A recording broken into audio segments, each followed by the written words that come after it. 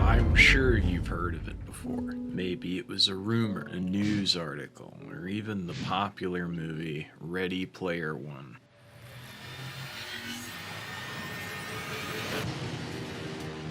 A whole virtual universe.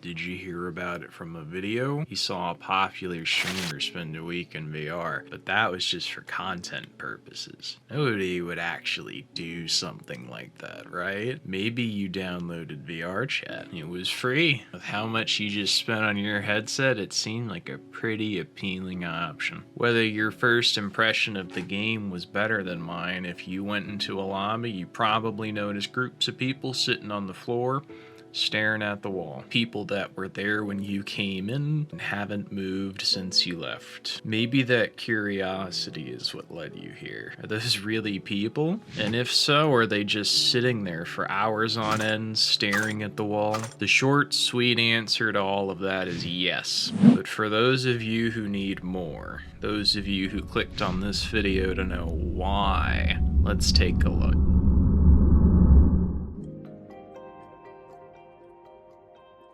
First of all, we should cover some basics. This video is going to be mostly about VR chat, since typically when people choose to spend obscene amounts of time on VR, it's in that app. People don't tend to live in more gamey games such as Pavlov, Beat Saber, or even more risque games. You know the ones that I'm talking about. This is because VR chat isn't really a game.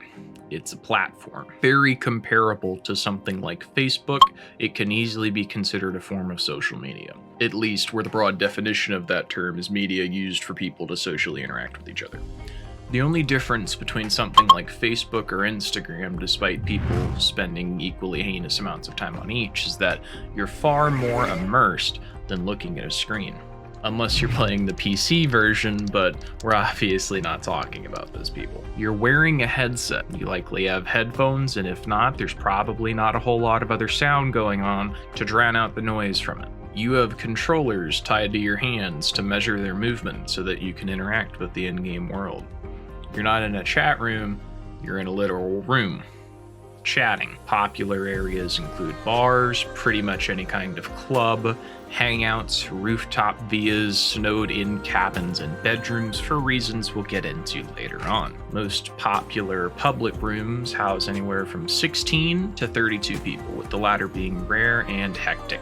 Pretty much all popular rooms have things you can interact with, such as glasses and bottles that you can pick up, pillows, and other knobs and whistles such as sinks and taps that you can toggle on and off. One of the more notorious interactables is the mirror. It's one of the reasons we even made this video. Those people we talked about earlier that were staring at the wall were likely staring at a mirror. I'm sure you're familiar with the concept. It's the same thing in VR chat, though you probably won't have them enabled at first. They take up a lot of processing power since they have to render every character in the room twice over. There's buttons next to all of them that lets you turn them on to different degrees based on how good your computer is. The meat of this video isn't about mirrors, but about the caliber of people who stare into them all day. You could do this yourself. You don't even need a VR headset. Download VR chat and go into a popular room. Walk over to a mirror and you'll likely see a group of people sitting in front of it, staring straight ahead. Sometimes talking, sometimes not. I personally think it's pretty creepy, especially since most of them seem to be oblivious to their surroundings. Some of these people have been there for hours, in that room, right in front of that mirror, just staring at themselves. While there's a lot to be said about the narcissism something like that takes, we're more focused on why they're spending that much time doing it. These people are definitely qualifiers for the people that live in VR. It's typically a massive part of it. Before we get into why people do this specifically, let's cover another more harrowing practice of these people: sleeping in VR. This is where it starts to take a turn for the worse. It's also where the bed part I was talking about earlier comes in. I'm sure most people would see falling asleep from doing something so much to be a wake-up call to stop. But these people aren't doing it on accident, usually. They plan it out, knowing that when they log in and spend a few hours online that they're going to fall asleep and wake up in that room. There's even rooms specifically designed for this. Usually people make private instances of them in order to prevent people barging in and waking them up. I'm sure that you could guess, but the logical extension of this would be sleeping with other people in both definitions of the word. While e-sex in VR chat isn't exactly uncommon, you probably don't need an explanation as to why people do it. I'm talking about actual sleep. Some people go so far as to pretend to cuddle with their imaginary partners, and regardless, they're keeping their headset on for the entire night, all the way until they wake up, and likely not from a good night's sleep. There's a number of issues with this that I'll point out just to prove their dedication to this. Have you ever tried to sleep with the light on? If you're tired enough, you can probably get past the fact, but it's not healthy. Imagine that, except the light is right in front of your eyelids for the 8 hours you're asleep, being beamed right into your corneas. You have to sleep with a somewhat hefty headset on your head, which I'm sure is incredibly healthy for your neck, as well as controllers that are either left in your bed or remain tied around your wrist. It's almost the equivalent of going to sleep with gum in your mouth. But just like crack, people manage to do it over and over again. Maybe not every night, but enough for it to be wildly concerning to anyone that cares about them remotely. So what compels people to do this, or things like it? But it's very similar to something that I'm sure a lot of people you know have issues with: social media addiction. Think of it as a harder form of something like Discord, Twitter, Facebook, or Instagram. There are people that spend ludicrous amounts of time on these apps without even realizing it, interjecting actual conversations with pulling their phones out to check up on relationships with people that they've never even seen before. Contrary to popular belief, this does not always stem from social deprivation. While it's not only plausible but common for people with either underdeveloped social skills or general social deprivement or anxiety to seek out these sorts of vices, not all of them do.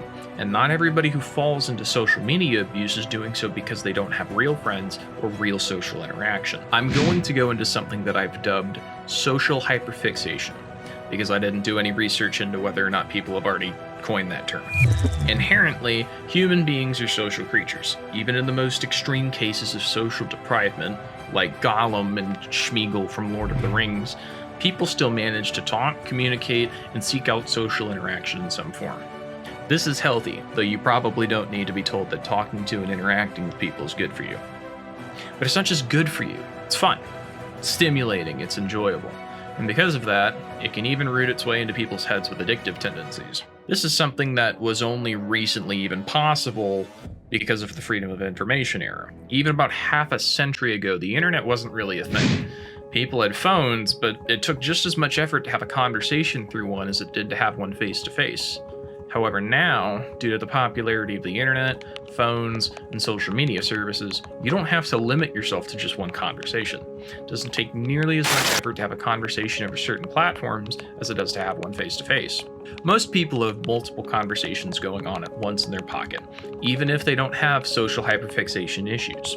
You're talking to a friend or two about the weekend, you're trying to sell something online, there's a work issue you've been dealing with on and off, your mother's thinking about moving in with you, and you're currently talking to somebody over coffee. That's a very busy person, sure, and while it isn't really that much of an issue, it's just an example of how many social interactions it's possible to have going on without even noticing it. Think of social hyperfixation as a drug problem, or even a drinking problem. There are two ways to go about staving off or sating the addiction. Let's use alcohol as an example. Say you want to get drunk, really drunk. You can go to the store and buy alcohol, but what do you buy? Do you get a case of beer and drink all of it to get hammered, or do you buy a smaller bottle of pure alcohol like vodka or whiskey to get it into your system quicker? Think of the people that use VR as the kind of people that drink straight up vodka, and the sorts of people to drink lots of beer as those who use social media site. If you're doing it through your phone on more mainstream social media, you're looking at hundreds of lives, having dozens of interactions and conversations with people in a short amount of time. And if you're popular, you're receiving the validation of hundreds to thousands of people instead of a handful of personal friends. It's quantity over quality. And we'll likely have a video on it separate from this one, since it's interesting enough to go into in a separate video. The people living and sleeping in VR are going a different route. The interactions that they're having with people are more intense, and controllable. It's the difference between talking to somebody on a walk and talking to somebody a few drinks in at a bar. This is why people can get sucked into VR chat while having a healthy social life, because they try it out and they have a lot of fun, because it's a machine with a constant player base. They can boot it up and hop on it whenever, and it's a lot less effort than organizing legitimate events, with it likely being more enjoyable, especially when you factor in commiserate effort. People that drink vodka will eventually build up a tolerance to it. While the first few times you may only need a couple of shots to get tipsy or drunk, now you need twice that much. You can't make alcohol much purer than what you're drinking, so now your only option is to drink more. This is what leads these people to spend hours at a time on it, and do things like go to sleep and wake up with a headset on. For them to get their fix of social interaction, they need to do it for much, much longer. In rare cases, this leads to people practically living in this environment, unable to willingly go back to a world outside of their control and immediate beckoning. I hope this video has been informative in helping you understand the reason that some people choose to abscond from their lives and pursue fake ones. However, some of you may be curious as to these people's inclinations because a friend or a loved one has fallen into these habits. You have a better understanding as to why they've done it, but what can you do to help them? Should you help them? Can you help them? The answer to all of these questions is yes. Unfortunately, hypersocial fixation isn't very well understood or advocated for. There isn't a helpline for it, and there aren't a whole lot of resources for people looking to do something about it. However, since it's an addiction, there's a few steps you should take and a few things you should know before trying to get someone help. Know that you or someone else has to enter. There's a reason they've gotten themselves to this point, and that reason very likely won't disappear without intervention. Even if it does, tendencies stick. People won't just up and quit something like that unless somebody else does something. You need to consult them or get somebody close to them to do it. Keep in mind that people very far into addictions typically either don't believe that what they're doing is a problem or have come up with some kind of justification as to why their actions aren't problematic. For example, I work hard, I deserve a break when I get home. Be careful in talking to these people that they don't manage to convince you it isn't a problem. It helps to bring a friend or two to keep the intervening party grounded. Do not berate or harass somebody over their tendencies. This does not ever, in any conceivable circumstance, work. Don't try to force somebody to quit. Don't threaten people into quitting, which includes guilt tripping them into quitting or seeking help. Don't attempt to barter with people to seek help, such as letting them indulge in their tendencies in exchange for therapy, or bribing them with something else to get them away from their addictive tendencies. Don't try to scare somebody into quitting, because that falls under threatening. And again, don't insult people over their issues. Know that it's a process. It's not all sparkle. Once they've managed to get away, there's going to be a hole, and people don't always fill those holes in constructive ways. Seek professional help at the very least. And unless you're a therapist yourself, don't try to fix everything yourself. You may be an important part of helping them get past this. However, any invasive suggestions or measures should only be taken under the guise of a professional. Don't do things like unplug their computer or try to take their equipment away unless it's deemed completely necessary by somebody who knows what they're doing, or at the very least you can sue. Alcoholics can't just quit in a day even under the best circumstances. These people can't either. If you're the one to realize that you're having these issues, then that's great. You should follow similar steps as above, though where warnings apply to the things that you should avoid saying, try to bear in mind that people might not be very understanding for a multitude of reasons, and might say some things that aren't exactly constructive. If you're trying to talk to your parents about quitting, they may think it's a day and night matter of stopping outright, which, as we've covered, is not true. While setting goals and limits for yourself might seem tempting, try to seek professional help when it comes to weaning yourself off to see that the first try is the last one. As embarrassing as it might be, try to bring it up to close, personal friends.